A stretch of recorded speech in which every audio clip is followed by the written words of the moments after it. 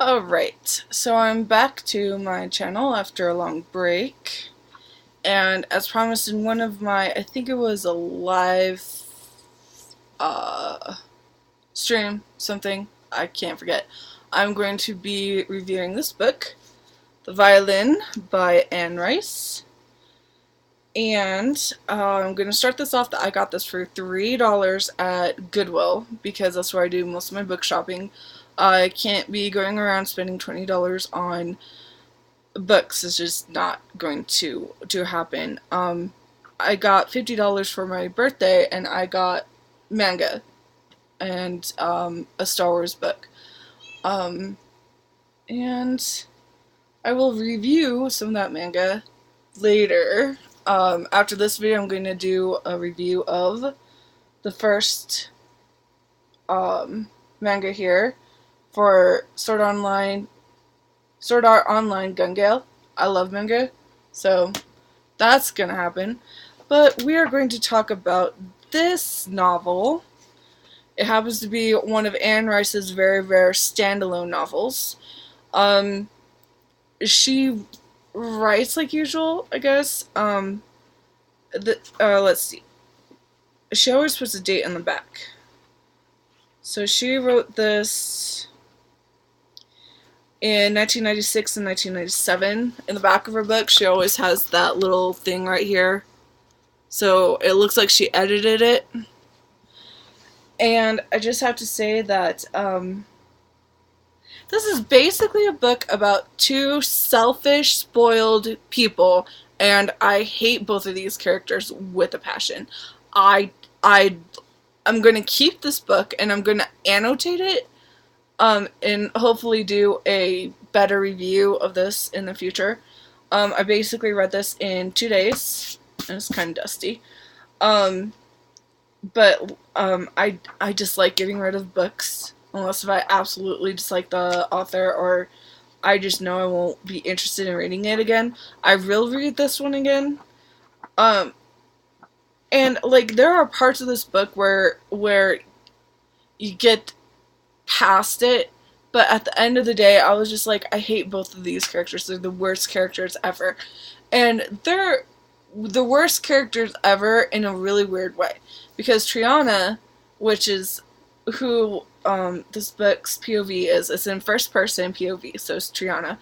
And basically, her husband dies from AIDS, and she's taking care of him this whole time. So he dies from AIDS, and instead of calling the cops and like getting an ambulance out there to do all the legal mumbo jumbo, because I'm a CNA, well, I was a licensed CNA, but I'm a home care person.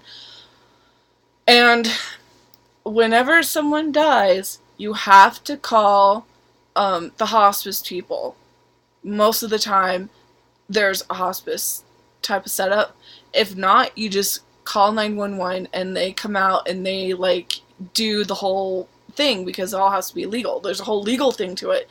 You know, you can't just wash a corpse and wrap it up in all the crap that she does here, even if it's like, even though he did die from health reasons, you don't do that. It's a no-go. You just don't do that, and I don't know how it was in the 90s, but I'm just saying, nowadays you don't. Like, honestly, this could have turned out to be a really great, spooky, haunted house story, but she decided to go backstory, and that was kind of boring. Um, but I'll start at the beginning. So, Triana is doing her little bohemian bullcrap where she dances to her favorite classical music in the parlor and basically acts like a crazy woman for like the first chapter and a half. And out of her window, she sees this dude with long silver hair and, you know, he's all types of dressed up in 1800s or whatever. And he starts playing the violin and she starts getting entranced by the violin. Like, she really loves this violin. And what breaks her out of it, I think it's been a while, but I'm just giving the basics. Like I said, I'm going to do a more in-depth view of this book later. Let's see if my opinions have changed, we'll say. Um, so she is she's being entranced by the stupid violin, and her neighbor comes over and she's like, oh, blah blah blah, what happened? And so she tells her, Triana tells the neighbor that Carl, that's her husband, died and everything. And so the neighbor actually takes care of it because this woman is crazy. Um, it's just one of those things. So then the family comes over, and apparently you're supposed to hate this one sister. The family drama is bullshit because, first of all, the parents decided that their two favorite kids are going to get the house, but they have to share it. But one of the kids, like, ran off and, quote unquote, disappeared. No one knows where this kid went when she was, like, a teenager or whatever. And like, only one person out of the lot of them have looked, apparently. But anyway, there's this one sister who likes to spend money, who is married to a rich dude who does real estate. And so you're supposed to hate this character.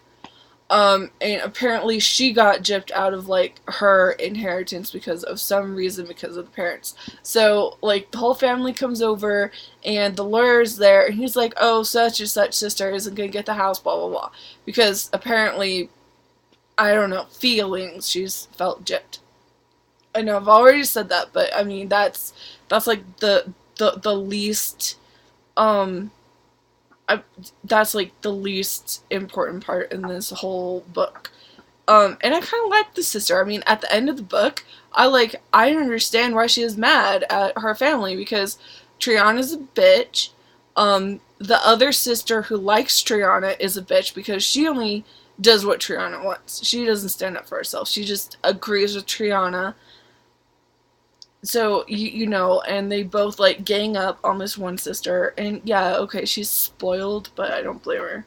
I mean, out of all the characters in the book, the spoiled sister is, like, the least sinful. And I say that with like sarcasm, because oh my gosh, it gets worse.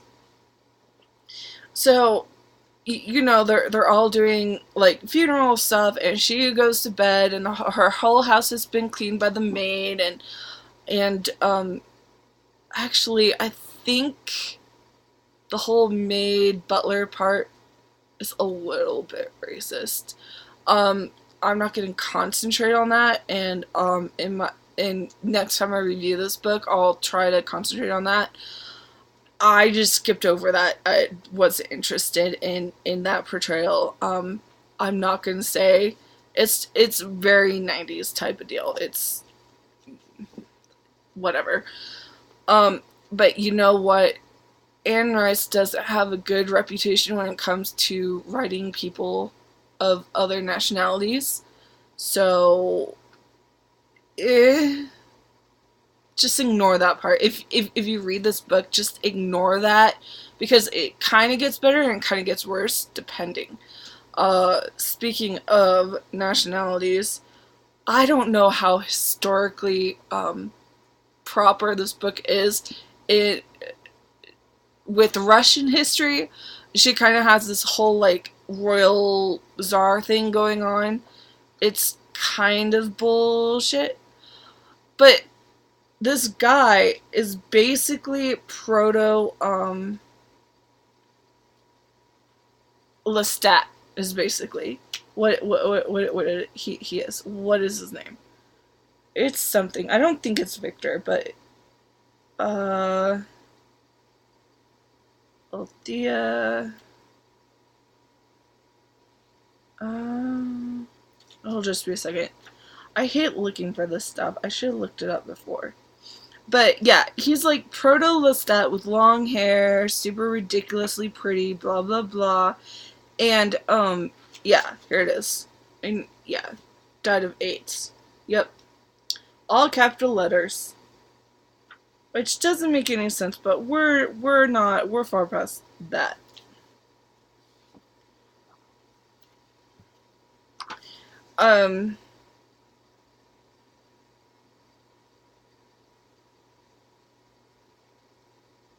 Stefan. His name is Stefan, okay. I knew it wasn't Victor, but for some reason, I was also, like, on a Yuri on Ice thing, so I kind of, like, was trying to like the whole Russian thing. Okay, so Stefan is basically this ghost who died a horrible death, and he never got his like business done.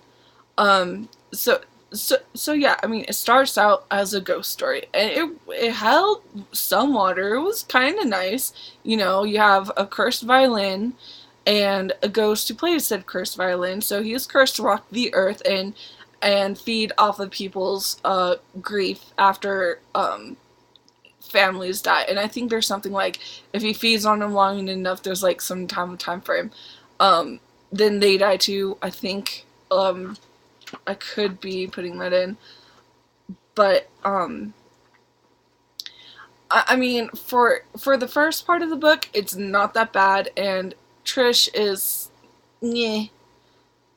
She's okay. I really don't like her. I don't like most characters, in first person. I much prefer third, person limited POV.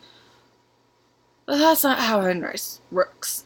But anyway, Stefan is like proto-Lestat. He's so beautiful, and he's a rich dude, and he's Russian, and he's a gentleman, except he's a brat, and I love him, but I don't love him, and Trisha goes and steals this dude's violin. Like, okay, you know what? Oh, by the way, if you're religious, you can't get rid of him. He can just come into your place and stuff. And as a religious person, that's bullcrap. I'll tell you that right now. And like, she's kind of Catholic, and so the character's kind of Catholic, but that's like a throwaway line. I mean, a ghost comes into my bedroom, I'm vanquishing that dude because that crap ain't happening. I refuse. So yeah, so that happens. So I mean, well, and like at first you don't know he's a ghost. He's just a creepy. He's like a creeper. And and she's sad and grief stricken because her husband died of AIDS, and oh my gosh, I'm so noble because I took care of him. We're leaving the AIDS thing alone. I'm just telling you, this is a character. She's just, ugh. She's bohemian. And not in the Roma way, in the Victorian way where you basically lived in the slums, did drugs, and all of your art was avant-garde. It was like the best thing, and it was popular to be a starving artist. That's where the whole starving artist thing came from. But like people actually went off to be starving artists. It's like that's where like the bohemian thing is what I'm talking about. That's the type of stuff I'm talking about. So, you know, and he plays the violin, and she goes to sleep, and then later on she wakes up, and everyone's gone, and she has this whole, and, you know, the ghost is back, or whatever, and they have this whole argument and talk, and so for, like, another part of the book, she's calling him a brat, and, like, insulting him, and he's, like, being all sorts of romantic, because he's attached to her, quote unquote, because of her grief. And she liked his music. And so then she like takes the violin and won't give it back unless he like tells her everything about himself, apparently. I don't know why. It's a ghost. Just tell it to bugger off, leave you alone, use some holy water. She's Catholic. Does she not have holy water in this whole house? I don't know how. Oh, by the way, she's kinda rich. Just wanna throw that out there. This woman is not middle class. She doesn't have a job. She's rich. Or her husband is. I don't, or her family is. Anne Rice just tends to write about rich people. Let's not lie. That's what she does. I'm not saying that is a bad thing. I'm just saying that if you're not going to find middle class or peasantry, like in the historical part, portrayed very well. It's all going to be high-end fashion, richness, all this stuff. Even though the character goes off and becomes poor and then has to go back to his father and like beg at his feet because he's poor, even though he's a violinist and he could get a job anywhere because he's a violinist. He learned from fucking Mozart. I don't know how he learned from Mozart, but apparently he learned from Mozart. It's bullshit. yeah, so anyway, so yeah, he's Proto Lestat. Um, actually, let's see dates because that could be my whatever. I've got the Vampire Lestat right here. Okay, so she has dates on the back of these. Or nope. Well, that's weird. Oh, never mind. Okay, so this book was 1984, and this book, I know I already said it, 19. Oh, okay. So he's not Proto Lestat, but it's Lestat. He just goes around as Stefan and plays the violin, and Lestat's cooler than Stefan. Kind of want to ship him now, but she doesn't like fan fiction. You know, some people need to get over that.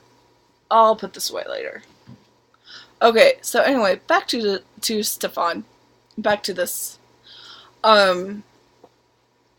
So because Trish, or yeah, won't give the violin back. He takes her back, and they go through his whole life from like childhood, or well, at least, yeah, because they had to show her how he learned the violin and how he fell out with his dad, and how I think they had to escape Russia. There's a weird bit in that there was like a fire, and all of their really expensive instruments went up, except I think he was able to save the violin, and he wasn't supposed to, like one of the servants was trying to get him out, but he wanted to save that damn violin, so like I can't remember how it got cursed, but somehow it got cursed, or either he cursed it, because he died in that fire. He died in that fire, and they buried him, and then because of his grief, he went around and started, doing the whole ghost violinist feeding thing, and like that's a paranormal thing. There are some people in the paranormal field that believe that ghosts, who have died a horrible death like that, do go around and attach to people and like feed off of their grief and fear and stuff like that. So then at the end, she still refuses to give this dumb violin up. So she decides, because he lets her play it, right? She takes the violin, she plays it, and she's always wanted to be a violinist because she's an elitist. Yeah, that's what this character is. She's an elitist. And so then she like starts to play, and then she goes on a world tour, and she makes a lot of money, and they end up in the tropics. I forget what island it is, but it's kind of Cuba, but not. I think they went to Cuba. And so then like she and he's there, and she ignores him, and she plays the music and stuff, and then finally at the end she goes, I don't know, off away from the hotel, and well, also it's funny because they don't reappear in her house from the memory world. He just like drops her off at some weird hotel somewhere, and so the hotel people are, I think they're French, but anyway, they're so nice, and they're like, oh, we'll help you, and blah blah blah, and she's like, oh, call so and so in America, he'll pay the bill, and it's her lawyer, and of course he does, and the whole family flies out there because she's crazy cakes. She doesn't even know what to tell him about how she got there. No one cares. No one cares.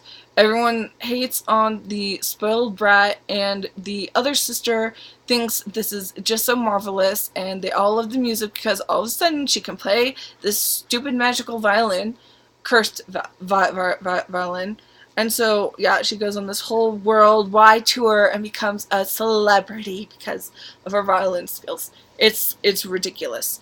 And then at the end, she's still noble because she was able to eventually put Stefan's spirit to sleep because she gave up the violin. It's funny. She suddenly had the talent to play this violin, and then when she gave it up, everyone's like, oh, where's the violin? Where's the violin? And she's like, oh, well, that one I had to do a thing with. So let me play this one. Because also on their tour, she collected all these ridiculous Javosky violins, and she picks one up, and apparently she can play with it. She can play it. It's and everyone's fine with this, and that's where this book ends, I think. Well, she says goodbye to Stefan, but anyway, that happened. That's the thing in this book, and so I got done with this book. I'm like, it's about two douchebag characters who are douchebags to each other, and the dude tells his sad backstory. The woman steals his shit, and she doesn't even say sorry. She's like, I'm taking your violin, and she acts noble, and I don't know how I'm supposed to like the characters. I mean, on the one hand, Trish is worse than Stefan. I mean, he's just a grieving ghost who kind of kills people. I don't know. And it's like, why? Why are you doing that?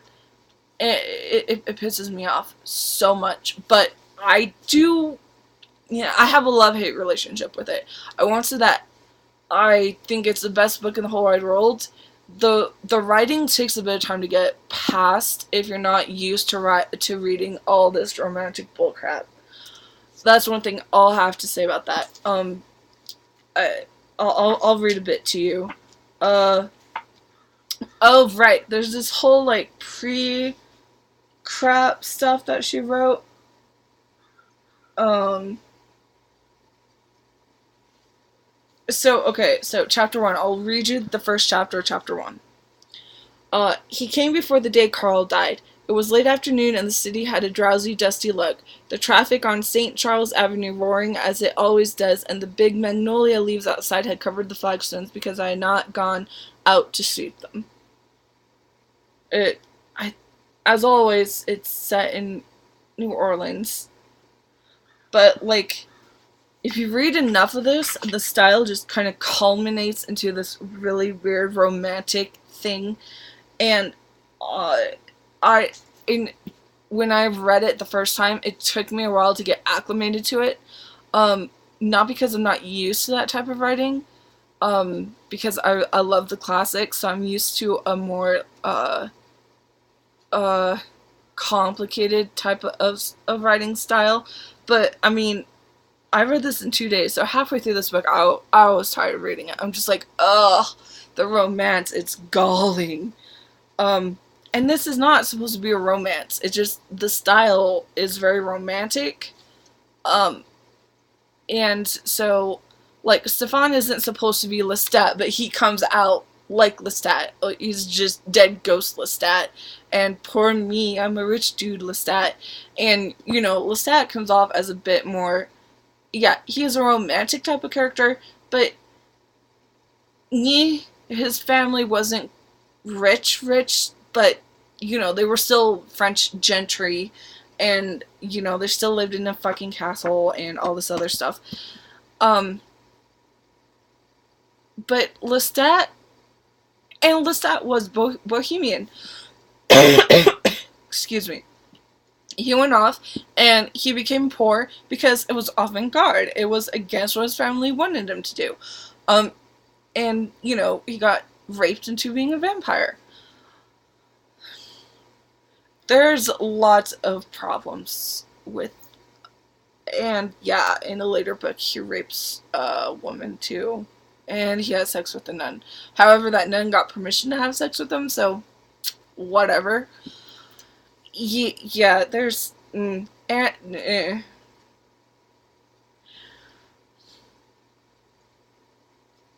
It's Anne Rice, basically. What you're getting from this book is, it's Anne Rice. If you want to read Anne Rice, go ahead, knock yourself out. Like, yes, I do recommend this book, but be prepared that while it's not one of her best, like, the quality is fine.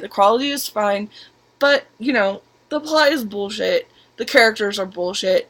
I only liked one character out of the whole book, and it was not the two main characters. Like, I didn't give a crap about him, but I read it because it was interesting to a point. Um, so yeah, read it. It's a good book. I mean, I got this at a thrift store. I actually got rid of the dust jacket because reasons. Um, it was basically a naked person or something on the cover with boobs hanging out, and I just decided to throw it out. I think it was a fast read. I'll have to say, at least my version is a fast read.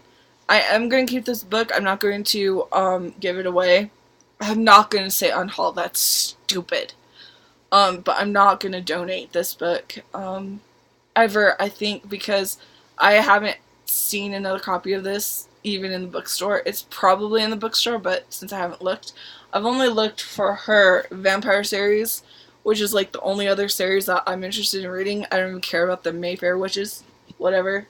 I don't care. I don't care about her Jesus fanfic, which is what it is.